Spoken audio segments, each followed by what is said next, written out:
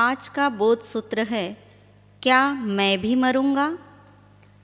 प्रसिद्ध विचारक सुकरात को जब जहर देकर मार डालने की सज़ा सुनाई गई, तब उनके चेहरे पर बिल्कुल भी व्यथा नहीं थी। यह देखकर उनके अनुयायियों ने पूछा, आपकी मौत का दिन बिल्कुल निकट आ रहा है, तो क्या आपको डर नहीं लगता? सुकरात ने हंसते हंसते जवाब दिया, मेरे सामने दो बातें हैं। कुछ लोग कहते हैं आत्मा अमर है। यदि ये बात सही है तो मौत होने पर भी कुछ खोना नहीं है। और चंद लोग कहते हैं शरीर और आत्मा एक ही है, परलोक जैसी कोई चीज़ नहीं है।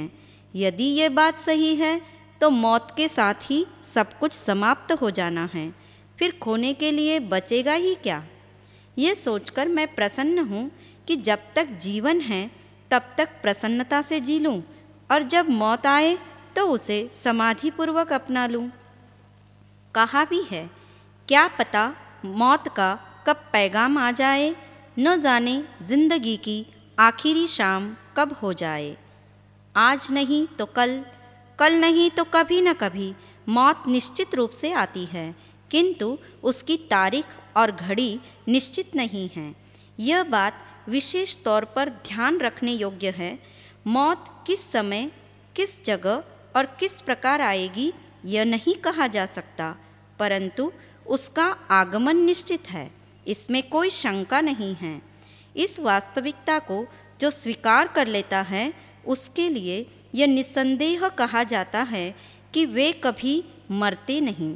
इसी बात को महायोगी आनंदघन जी ने अपने एक पद में दर्शाया है, अब हम अमर भये न मरेंगे। जब यह कहा जाता है कि एक दिन सबको मरना है, लेकिन उन सब में यह मन स्वयं को सम्मिलित नहीं होने देता। यही हमारा बफर है जो मौत को सार्वजनिक बना देता है। जैसे रेलगाड़ी के दो डिब्बों के बीच बफर लगे होते हैं, उन बफर की वजह से गाड़ी को कितना ही धक्का लगे, किंतु अंदर बैठे लोगों को उतना धक्का नहीं लगता, क्योंकि बफर धक्के को झेल लेता है। कार में भी शॉकर्स लगे होते हैं जो रास्ते के धक्कों को झेल लेते हैं, इसलिए अंदर बैठे हुए आदमी को धक्के का पता नहीं लगता। ठीक इसी भांति मनुष्य ने भी अपने भीतर बफर लगा रखे हैं, जिसकी वजह से मृत्यु के धक्के का जितना असर उसे होना चाहिए उतना नहीं हो पाता। जब मन कहता है हर व्यक्ति को मरना होगा, तब हमें ऐसा नहीं लगता कि मैं मरूंगा। जिस दिन मैं सम्मिलित होगा, उस दिन बफर टूट जाएगा। गौतम बुद्ध ने जब अर्थी को देखकर सारथी से पूछा, क्या सभी लोग मर जाते हैं? तब सारथी ने एक दीर्घ श्वास लेते हुए कहा, हाँ, यह इस संसार का अटल कानून है। जिसका जन्म होता है उसकी मृत्यु निश्चित रूप से होती है। यह सुनकर बुद्ध ने तत्काल पूछा, क्या मैं भी मरूंगा? सारथी ने कहा, हाँ, मरना तो पड़ेगा ही। तब बुद्ध ने फौरन कहा, रथ वापस लौटा लो, मैं मर ही गया। जो बात होने वाली है वह प्रतिपल हो रही है, और जो मौत होने वाली है वह प्रतिपल जारी है। यूँ उन्होंने मौत को बहुत नज़दीक से देखा तो उनकी जीवन दृष्टि और जीवन शैली में सम्यक परिवर्तन हो गया। बहुत गहराई से जिंदगी का विश्लेषण करोगे तो पाओगे ये संसार द्वंद्वात्मक है। यहाँ प्रत्येक चीज़ अपने से विपरीत में प्रतिपल बदल रही है। सुख दुख में और दुख सुख में तब्दील हो जाता है। संपत्ति विपत्ति में और विपत्ति संपत्ति में बदल जाती है। अभी हम स्वस्थ हैं, घड़ी भर बाद बीमार भी हो सकते हैं।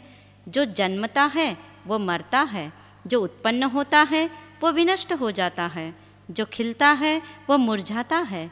यहाँ सब कुछ विपरीत में बदलता है। इस जगत में सिर्फ बर्फ ही नहीं पिघलती, तमाम वस्तुएं भी पिघल रही है।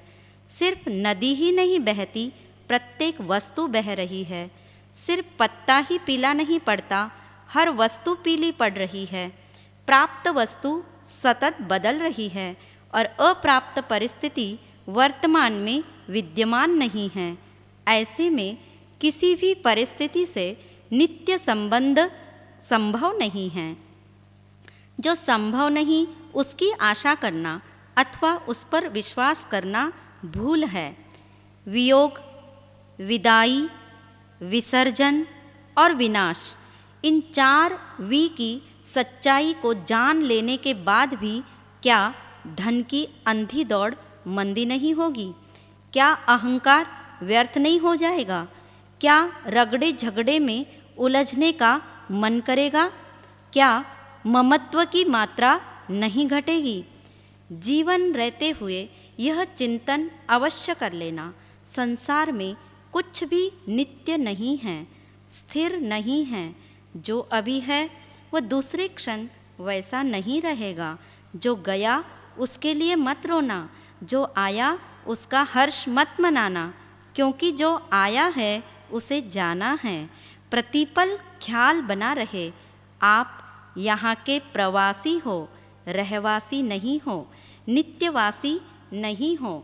अतः एक बार सोच लेना, ओस की बूंद जैसी क्षणिक जिंदगी में समय कम है और विघ्न बहुत है, तो इस जीवन को यूं ही बहानों में मत खो देना। यह जन्म सोने के लिए नहीं, बल्कि सोई हुई आत्मा को जगाने के लिए मिला है। परंतु मनुष्य ने इस जीवन के अमूल्य पलों को यूं ही मात्र आजीविका जुटाने में, इच्छाओं की पूर्ति में, रिश्तेदारी एवं मित्राचारी निभाने में, घर को सजाने और संवारने में ही बिता दिया है। आचार्य कुंद कुंद जी ने समय को आत्मा कहा है। जैसे सोने का प्रत्येक धागा मूल्यवान होता है, इसी प्रकार समय का प्रत्येक क्षण भी मूल्यवान होता है। इसलिए समय का सदुपयोग आत्मा की पूजा है। समय को व्यर्थ करना तिल तिल कर मरने जैसा है। समय सरकता है। अभी 11 बजे थे और अभी 12 बज गए। कल शनिवार था और आज रविवार हो गया। जिंदगी का और एक दिन हमारी मुट्ठी से सरक गया। मौत आने से पूर्व शक्ति और समय का दुर्व्यय न हो, इसकी सावधानी रखना। कल ये आँखें क्षीण और निस्तेज होने वाली है, ऐसा जानकर आँखों का सदुपयोग कर लेना। सिर्फ आँख की बात नहीं, जन्म जन्म से बंधे अशुभ कर्म किसी भी समय उदय में आकर अंधा, बहरा, गूंगा या लंगड़ा बना सकते हैं। ऐसी अनगिनत अनचाही अनेक संभावनाएं हैं। वास्तविकता में जो बदले उससे पहले उसका सदुपयोग कर लेना। हे आत्मन, जब 5 इंद्रियों के स्टेशन बंद होने लगे तब धर्म ध्यान कैसे हो सकेगा? याद रहे, रेडियो स्टेशन बंद हो जाने पर रेडियो चालू किया जाए तो संगीत नहीं बजेगा। अतः जो आत्महितकारी धर्म साधना है वह अभी इसी पल कर लो, क्योंकि क्या पता इस जिंदगानी में तू रहे या न रहे, और रह भी जाए तो तेरे सत्कर्म करने के भाव रहे या न रहे, भाव रहे या न रहे। जीवन का ठिकाना क्या है? जीवन का ठिकाना क्या है? मौत जाने किस पल आ जाए, ओ तन से प्राण चुरा ले जाए, तन से प्राण चुरा ले जाए। ओ एक पल में हमको छल जाए, ओ जीवन का ठिकाना क्या है? जीवन का ठिकाना क्या है? तेज हवा का झोंका आए और शमा फिर ये गुल हो जाए। तेज हवा का झोंकाए और क्षमा फिर ये गुल हो जाए। सारी ही दुनिया में अंधियारा हो जाए हो, सारी ही दुनिया में अंधियारा हो जाए हो। जीवन का ठिकाना क्या है, जीवन का ठिकाना क्या है। मौत जाने किस पल आ जाए, ओ तन से प्राण चुरा ले जाए, तन से प्राण चुरा ले जाए। ओ एक पल में हमको छल जाए,